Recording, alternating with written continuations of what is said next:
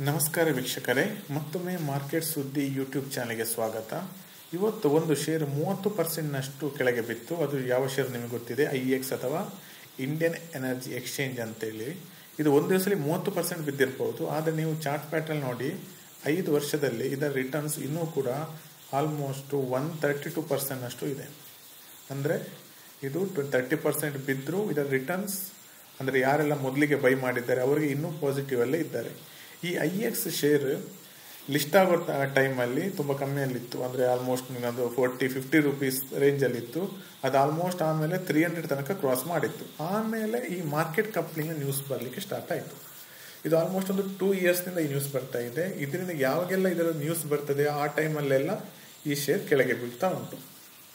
ಈ market coupling ಅಥವಾ ಮಾರುಕಟ್ಟೆ ಜೋಡಣೆ ಕನ್ನಡದಲ್ಲಿ ಏನಂದರೆ, ಮಾರುಕಟ್ಟೆ ಜೋಡಣೆಯು ಇಂಧನ ವಲಯದಲ್ಲಿ ಒಂದು ಪ್ರಕ್ರಿಯೆಯಾಗಿದ್ದು, ಇದರಲ್ಲಿ ವಿವಿಧ ವಿದ್ಯುತ್ ವಿನಿಮಯ ಕೇಂದ್ರಗಳಿಂದ ಬಿಡ್ಗಳನ್ನು ಹೊಂದಿಸಿ ವಿದ್ಯುತ್ ವ್ಯಾಪಾರಕ್ಕಾಗಿ ಏಕರೂಪದ ಮಾರುಕಟ್ಟೆ ತೀರುವ ಬೆಲೆಯನ್ನು ನಿರ್ಧರಿಸಲಾಗುತ್ತದೆ.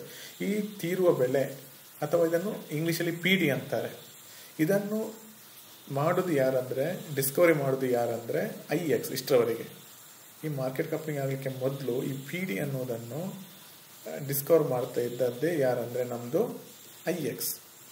ಆಮೇಲೆ ಇದರಿಂದ ಇದು ಪ್ರಸರಣ ಮೂಲಸೌಕರ್ಯ ಬಳಕೆಯನ್ನು ಅತ್ಯುತ್ತಮವಾಗಿಸುವುದು, ಆರ್ಥಿಕ ಹೆಚ್ಚುವರಿಯನ್ನು ಹೆಚ್ಚಿಸುವುದು ಮತ್ತು ಖರೀದಿದಾರರು ಮತ್ತು ಮಾರಾಟಗಾರರಿಬ್ಬರಿಗೂ ಏಕಕಾಲಿಕ ಪ್ರಯೋಜನಗಳನ್ನು ಸೃಷ್ಟಿಸುವ ಗುರಿಯನ್ನು ಹೊಂದಿದೆ.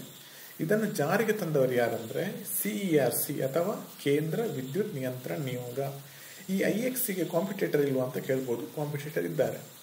ಭಾರತ್ ವಿದ್ಯುತ್ ವಿನಿಮಯ ಕೇಂದ್ರ ಅಥವಾ PXIL ಅಂತಾರೆ. ಇನ್ನೊಂದು HPX, ಇದು ರೀಸೆಂಟ್ ಆಗಿ ಬಂದದ್ದು. ಈ 3 ಜನ ಇದ್ದಾರೆ. ಆದರೆ ಇದರಲ್ಲಿ 85-90% ಈ PDಯಲ್ಲಿ ಇರುವವರು ಯಾರಂದರೆ IEX. ಈಗ ಮಾರ್ಕೆಟ್ ಕಪ್ಲಿಂಗ್ ಆದರೆ ಏನಾಗುತ್ತೆ ಅನ್ನೋದಕ್ಕೆ ಇಲ್ಲಿ ಇದೆ ನೋಡಿ, ಡೀಟೇಲ್ಡ್ ಆಗಿ ಹೇಳಿದ್ದಾರೆ. IEX will lose control over the price Discovery.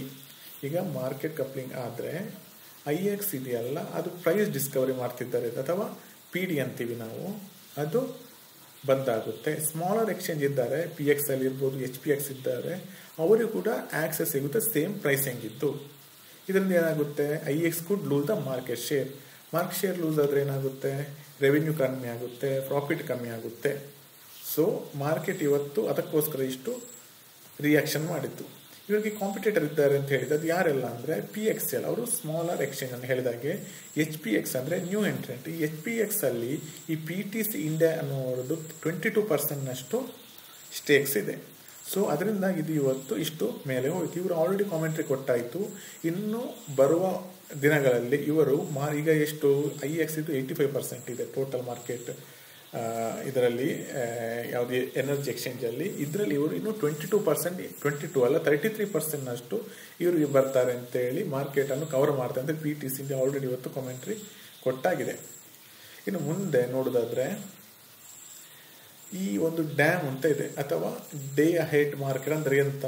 ಈ day ahead market is key platform where electricity bought and sold 1 day in advance.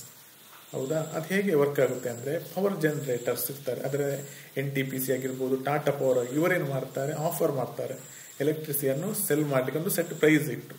ಆಮೇಲೆ ಬೈಯರ್ಸ್ ಬರ್ತಾರೆ, ಪವರ್ ಬೈಯರ್ಸ್, ಲೈಕ್ ಈಗ ಸ್ಟೇಟ್ ಡಿಸ್ಕಾಮ್ಸ್ ಇದ್ದಾರೆ, ಅಂದರೆ ಒಂದು ಮೆಸ್ಕಾಮ್ ಎಲ್ಲ ಆಗಿ. ಆಮೇಲೆ ಪ್ರೈವೇಟ್ ಡಿಸ್ಟ್ರಿಬ್ಯೂಟರ್ಸ್ ಇದ್ದಾರೆ. ಈಗ ಬಾಂಬೆಯಲ್ಲಿ ಗೊತ್ತಿರ್ಬೋದು ನಿಮಗೆ, ಅದಾನಿಯವರಿದ್ದಾರೆ, ಟಾಟಾದವರು ಇದ್ದಾರೆ, ಟಾಟಾ ಪವರ್, ಅದಾನಿ ಅವರ ಆಗ್ತು. ಮತ್ತು ಎಕ್ಸ್ಚೇಂಜ್, ಈಗ IEX ಇದೆಯಲ್ಲ, match buyers and cells through the action ಮಾಡಿ ಅವರು ಒಂದು ಪ್ರೈಸ್ ಸೆಟ್ ಮಾಡಿ ಅದನ್ನು ಸೆಲ್ ಮಾಡ್ತಾರೆ. ಅದರ ಕೆಲಸ ಯಾರು ಮಾಡ್ತಿದ್ರು ಇಷ್ಟವರಿಗೆ? IEX ಮಾಡ್ತಿದ್ರು. ಈಗ ನೆಕ್ಸ್ಟ್ ಇವರಿಗೆ ಇನ್ನೂ ಕಾಂಪಿಟೇಷನ್ ಬರುತ್ತೆ. ಇದರಿಂದ ಇವರಿಗೆ ಬೆನಿಫಿಟ್ ಏನಾಗ್ತಿದೆ ಇಲ್ಲೇ ಇತ್ತು. The market becomes more transparent and efficient, lower risk of price manipulation. ಆಮೇಲೆ ರಿಸ್ಕು ಇತ್ತು ಅವರಿಗೆ. ಏನಿತ್ತು? Loss of pricing power.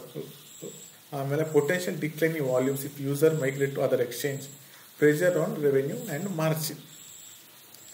ಅದಲ್ಲದೆ ನಾವು ಫೈನಲ್ ಆಗಿ ಏನು ಹೇಳ್ಬೋದು ಅಂದರೆ, while market coupling aims to improve transparency and fairness in electricity trading, ಅಂದರೆ ಎಲ್ಲರಿಗೂ ಸಮಾನವಾಗಿ ಸಿಗುತ್ತೆ. ಅಂದರೆ ಮೋನೋಪೋಲಿ ಆಗಿರಲ್ಲ, ಕೇವಲ ಒಂದೇ ಕಂಪನಿ ಇನ್ನು ಮಾಡಲಿಕ್ಕಿಲ್ಲ, ಇನ್ನು ಬೇರೆಯವರಿಗೆ ಅವಕಾಶ ಸಿಗುತ್ತೆ. ಆದರೆ ಇಲ್ಲಿ IEX ಏನಾಗುತ್ತೆ ಅಂದರೆ ಲಾಸ್ ಆಗುತ್ತೆ, ತನ್ನ ಮಾರ್ಕೆಟ್ ಶೇರನ್ನು ಕಳೆದುಕೊಳ್ತಾರೆ. ಇದರಿಂದಾಗಿ ಇವತ್ತು ಇದು ಇಷ್ಟಾಗಿ ಬಿತ್ತು. ಅಂದರೆ ಇವತ್ತು 30% ಕೆಳಗೆ ಬಂದಿದೆ. ಈ 30% ಕೆಳಗೆ ಇದು ಕಂಪನಿ ಬಂದಾಗುತ್ತಾ? ಇಲ್ಲ.